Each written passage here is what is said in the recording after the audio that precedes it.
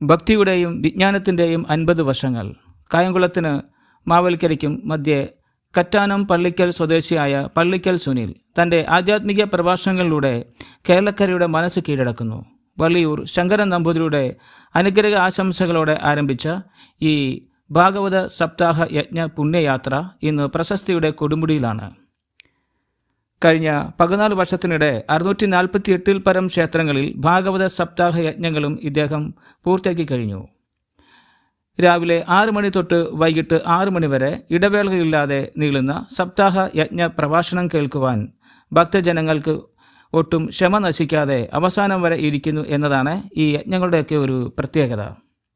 അമ്പലപ്പുഴ ക്ഷേത്രം, ചക്രത്തുകാവ് ക്ഷേത്രം, കണ്ണൂർ മൃദംഗശൈലീശ്വരി ക്ഷേത്രം, കാസർഗോഡുള്ള ചക്രപുരം ക്ഷേത്രം, മണികെട്ടും ക്ഷേത്രം, ഓച്ചറ പരബ്രഹ്മ ക്ഷേത്രം തുടങ്ങിയ കേരളത്തിലെ ഒട്ടുമിക്ക പ്രമുഖ ക്ഷേത്രങ്ങളിലും ഇദ്ദേഹം യജ്ഞങ്ങൾ നടത്തിയിട്ടുണ്ട്. ലണ്ടനിൽ നിന്നും കുവൈറ്റിൽ നിന്നും ലഭിച്ച അന്താരാഷ്ട്ര പുരസ്കാരങ്ങൾ ഇദ്ദേഹത്തിൻ്റെ കഴിവിനുള്ള സാക്ഷ്യപത്രമാണ്. കൈതപ്പുറം ദാമോദരൻ നമ്പൂതിരിയും കവിടിയാർ കൊട്ടാരത്തിലെ തമ്പുരാട്ടിമാരും നേരിട്ടെത്തി ഇദ്ദേഹത്തിൻ്റെ പ്രവർത്തനങ്ങളെ അനുഗ്രഹിച്ചിട്ടുണ്ട്. ആധ്യാത്മികക്കൊപ്പം തന്നെ ശക്തമായ സാമൂഹിക ബോധവൽക്കരണവും ഇദ്ദേഹം ലക്ഷ്യം വയ്ക്കുന്നു. ലഹരിക്കെതിരെയുള്ള പോരാട്ടത്തിനൊപ്പം മാതാപിതാക്കളുടെ അനുവാദമില്ലാതെ വീട് വിട്ടിറങ്ങി വിവാഹം കഴിക്കുവാൻ ചിന്തിക്കുന്ന പെൺകുട്ടികളെയും യുവാക്കളെയും ശരിയായ വഴിയിലേക്ക് നയിക്കുവാൻ ഇദ്ദേഹം പ്രത്യേക ക്ലാസുകൾ നൽകുന്നു.